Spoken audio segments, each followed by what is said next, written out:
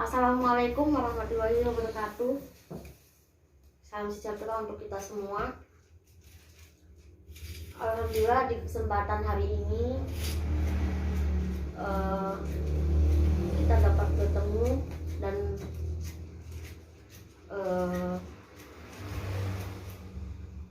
memberikan materi atau membicarakan soal materi tentang dampak ketunanetraan, orientasi, mobilitas, dan sosial. Kali ini saya akan menjelaskan dampak-dampak ketunanetraan, orientasi sosial, orientasi mobilitas dan sosial. Baik, kita lanjut ke berikutnya. Bagi siswa atau mahasiswa yang mengalami hambatan visual, baik yang buta total atau low vision, sangat sulit untuk memahami segala hal secara signifikan.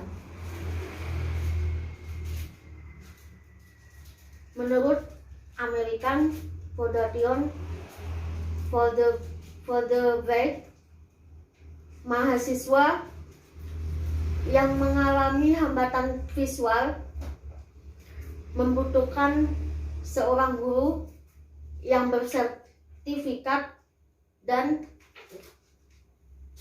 seorang guru yang ahli orientasi mobilitas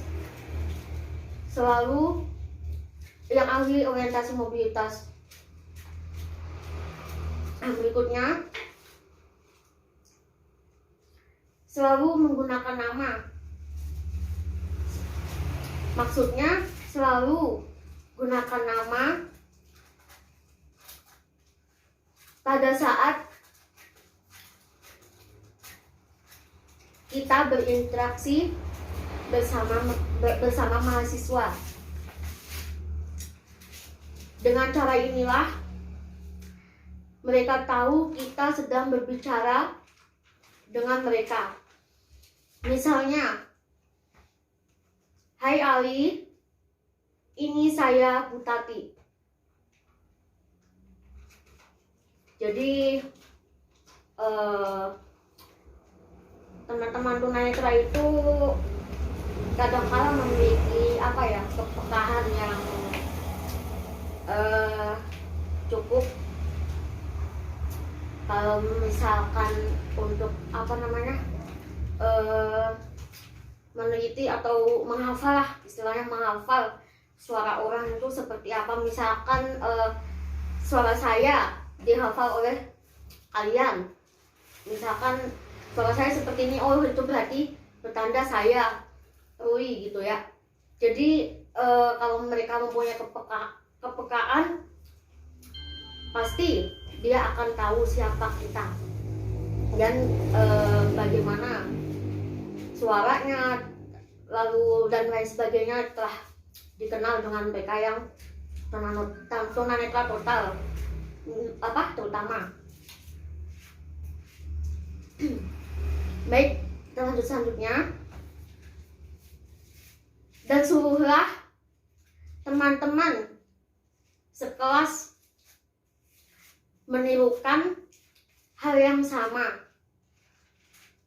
Gunakanlah kata-kata yang merujuk pada penglihatan. Jangan hindari kata-kata seperti lihat dan lihat sama seperti mereka yang terlihat.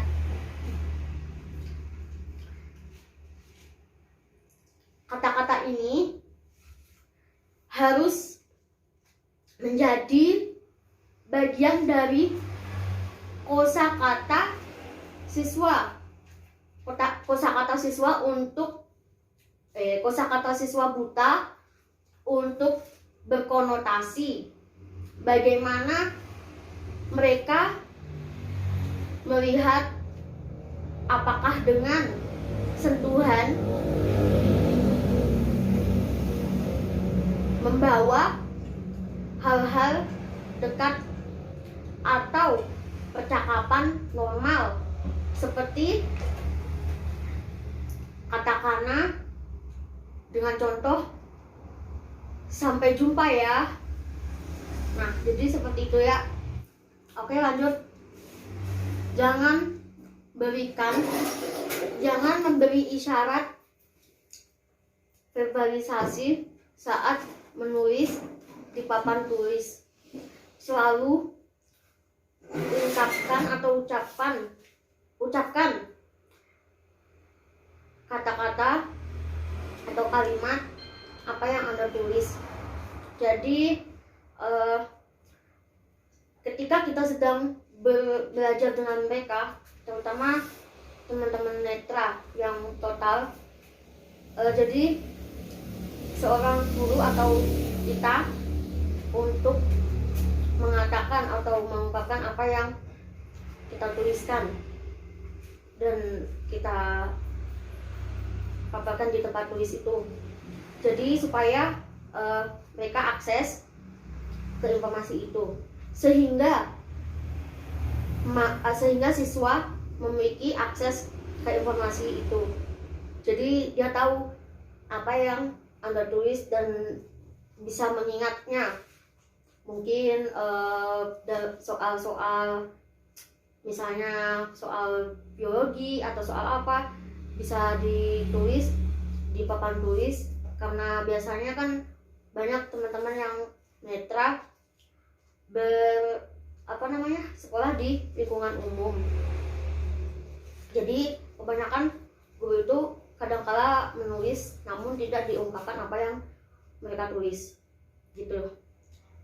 Jadi mereka tidak mengakses, tidak tahu apa yang ditulis oleh guru tersebut. Oke, lanjut. Dan dapat mengikutinya. Gunakan konsep-konsep posisional dan terarah di atas atau di bawah, di atas, di belakang, di depan, kanan, dan lain-lain. Jadi gunakanlah kalimat-kalimat deskriptif seperti bola ada di samping pintu. Alih-alih bola ada di sana. Karena siswa tidak dapat melihatnya. Nah, di sini sangat jelas sekali ya, karena dengan mungkin kepekaan mereka yang mereka mungkin sangat peka, jadi mereka pasti tahu dengan suara bola. Biasanya bola untuk tunanetra itu bola yang berbunyi ada itu kerinting-kerintingnya itu. Jadi dulu pada waktu saya sekolah itu saya pernah bermain bola itu, jadi saya mengikuti arah bola itu di mana karena dia berbunyi gitu. Jadi tidak seperti bola-bola yang lain. Jadi kerinting-kerinting gitu. Karena digerak-gerakan dia berbunyi ada kerintingnya, maka tunanetra itu bisa bermain voli, bisa juga bermain sepak bola menggunakan bola tersebut. Jadi mereka dengan tangkas bisa menangkap bola tersebut. Oke, lanjut. Hindari bertanya apakah seorang siswa dapat melihat. Hindari bertanya pada siswa yang buta. Hindari bertanya pada siswa yang buta. Nah, biasanya dengan berkata-kata seperti itu, mungkin memang nggak semua seperti itu ya, tapi biasanya dengan kita berkata-kata, kamu kok bisa lihat? Nah, itu biasanya mereka akan tersinggung gitu. Biasanya mereka akan tersinggung dengan kata-kata kita, saya udah tahu nggak bisa lihat, masih tanya saya nggak bisa lihat. Nah gitu, biasanya seperti itu ya, karena itu akan menimbulkan efek apa namanya ya, katakanlah frustasi dalam hatinya karena dia beda dengan yang lain, dan ada seseorang yang bertanya dan mengatakan demikian.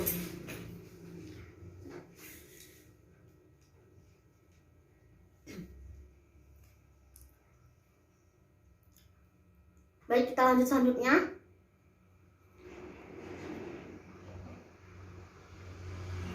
Bisakah Anda melihat ini seperti mereka bisa melihatnya?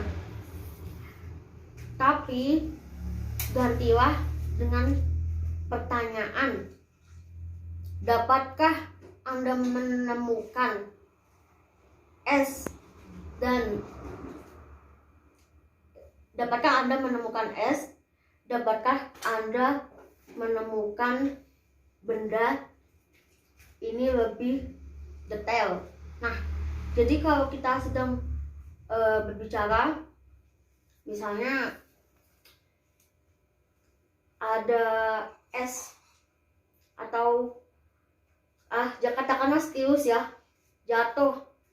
Nah, misalkan seorang guru memerintahkan temukan stylus itu dan dari mana arah dia berada. Jadi seperti itu ya. Dapatkah Anda menemukan benda ini lebih detail? Jadi kalau kita kalau mereka mendengarkan benda yang jatuh dan mereka akan lebih detail ketika ada kalimat yang seperti itu,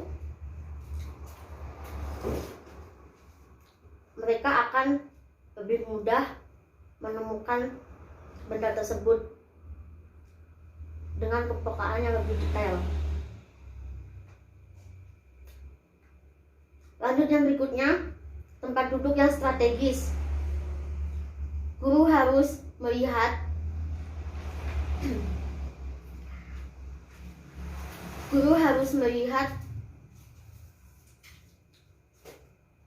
dan harus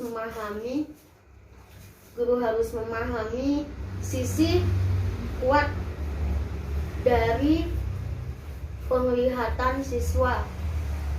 Jika siswa melihat sisi mata kiri, maka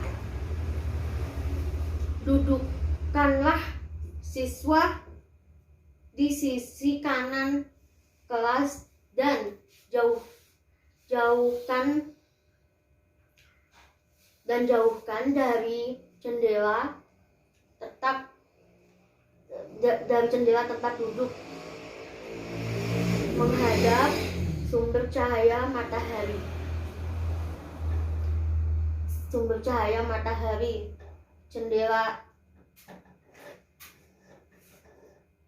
Jendela ideal di belakang mereka.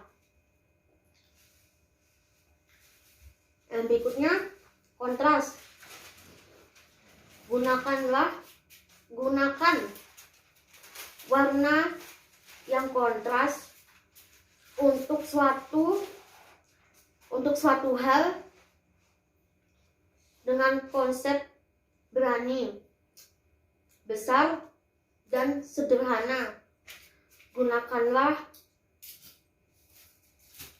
bola dengan terang dan kontras dengan lantai dan tangga dari awal hingga akhir. Diberi warna yang kontras, biasanya warna kuning.